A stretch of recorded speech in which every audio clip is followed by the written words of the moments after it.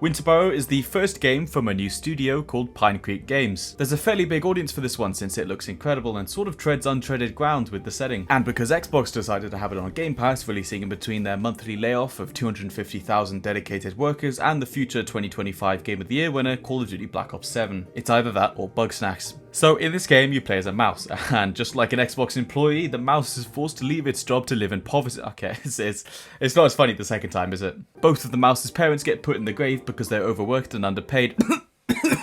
Okay, that's it. That's the last one, I promise. That's the last one. Parentless and unable to afford living in the big mouse city, our little mouse goes out to find its old home in a burrow in the forest, hoping to survive there and reunite with its aunt. The mouse's identity is actually kind of a secret. Who knows who this thing is, but it's got a house and you gotta survive the cold. Winter Burrow is a sort of survival exploration hybrid game with a large focus on all things cozy. You'll be doing things like knitting your own clothes, baking pies, and decorating a little wooden sanctuary. The vibes are right, so if you want to play a cozy game, this is it, especially since it's actually pretty relaxed on the survival side. It's basically impossible to run out of food, the cold becomes significantly less dangerous quite quickly, and you get given near infinite storage at the start of the game. It's a survival light, where the survival elements are still fun, and with engaging progression, good exploration of beautiful environments, and a magical little cozy atmosphere, Winter Burrow is a thumbs up from me. Alright, how does this game play? You've got a fun little gameplay loop here. You have 4 stats to keep track of while you're playing Winter Burrow. The first one is health. Pretty simple, try not to get hit, although it's actually quite easy to not run out of health since enemies don't attack in a very clever way, and they also don't do much damage when they do hit you.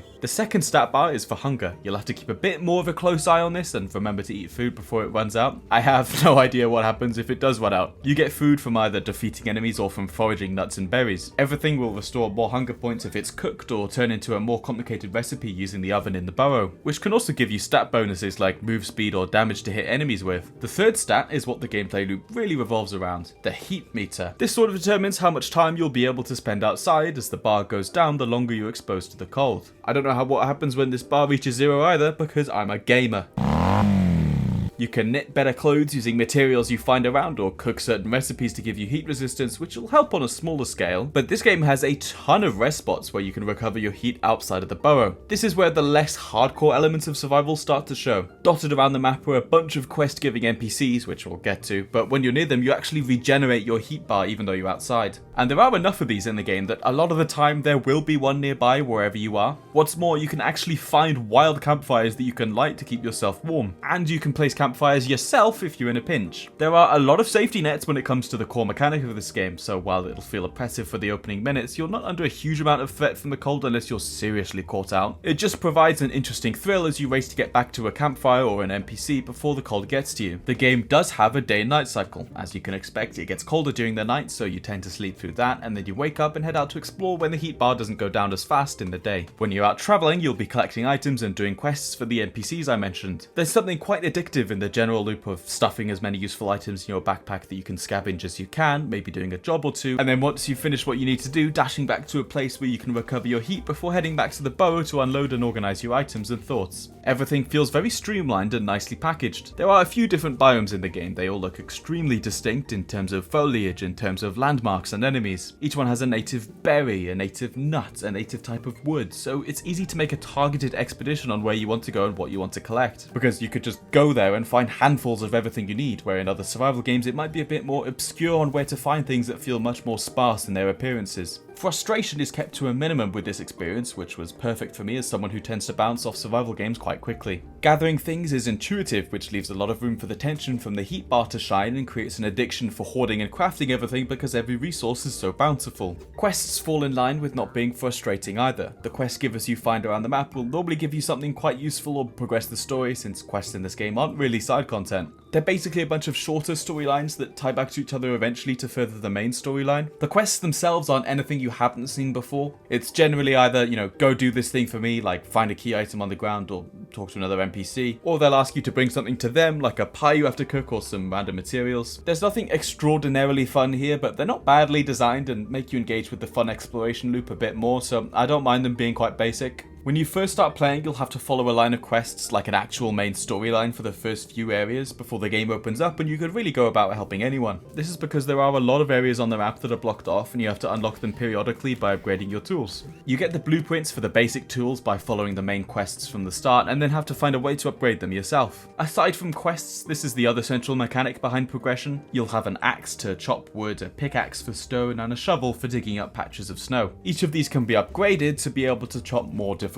things, or mine tougher rocks, or shovel bigger piles of snow. As you begin to do more quests around the area, once you've got all the tools, you'll find different spots on the map that you do have the right level of upgraded tool for, which will probably in some way feed into another quest, another area, and the next tool upgrade. You'll remember places in your head that you saw that are blocked off that you should come back to when you have the right equipment, which serves as a nice way to keep each trip out of the Burrow novel, since you're always working towards something defined and meaningful. So what happens when you get back to the Burrow? What do you do with all this stuff you've collected? Well, the first thing I do is I dump everything I have into this storage box. This thing is one of the best features of the game and a real boon to its design. You can use this thing as soon as you get into the Burrow for the first time, and it removes any need to craft more chests or worry about how you're storing things, because it is basically bottomless. This box has such a stupid amount of storage in it. I barely filled any of it, which is impressive because each slot can only take up to 20 of the same item. They don't even stack that high, so I had multiple stacks of everything and still had so much space. It adds so much ease to the loop of gathering things in this game because I can just shove everything in there and forget about it. And the good thing is that when you want to craft something with the crafting bench on the other side of the room, the materials in the chest are accounted for and you can craft things straight out of what's in there, so you don't need to awkwardly take things out of a chest, use some of it, and then put the material back in. It's actually just such a lovely quality of life thing. As well as the chest and the crafting bench, there's a knitting chair which helps you convert raw materials into like string and fabrics to craft clothes or other items with. You also have the oven for baking things, which I didn't do too much since I chose to drop berries and nuts a lot of the time in favour of other things, but you do have to bake a bit for some quests, and I'm sure when you hoard up on some resources, baking is a very useful thing since the stat boosts are quite powerful, especially the movement speed buff. These are all cozy activities and the game was marketed as it being,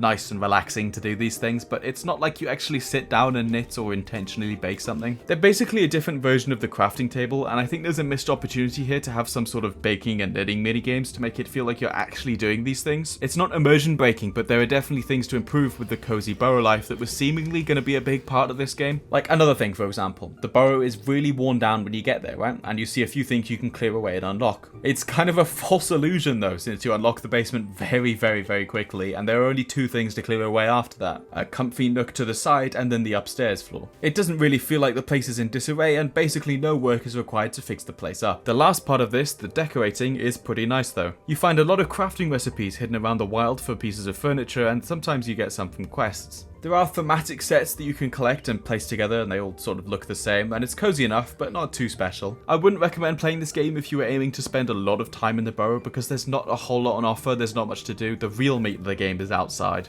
It's been long enough without me mentioning it, so let's go over the art real quick. It's difficult to review an art style like this as a reviewer who doesn't have any real knowledge of art. I had the same problem when I reviewed By Sweet Carole. It's beautiful, but it's better that the game does the talking instead of me. The same thing applies here. The art is captivating, clearly riffing on that nostalgic vision for animals cozily living in small spaces like we used to see in books when we were young. I was read countless books like it when I was young, so I feel very attached to the aesthetic. It's difficult to explain why the art is so good, I just feel it. This game looks beautiful and the team behind it should be very proud. The atmosphere comes in to match the visuals too. The soundscape is captivating with the sound of wind and the mouse running out of breath and making strange noises, elevating that rushed and wild experience, while the sound of the fire when you get back home is a lovely sigh of relief. It's a pity you don't hear the main theme inside the game at all, because I always had to stop for a few minutes when I turned the game on just to absorb what I was hearing. I feel very connected to this song, and it perfectly, I mean perfectly, captures what this game wants to feel like. I've had it playing all video long, but I'll give you a louder snippet here.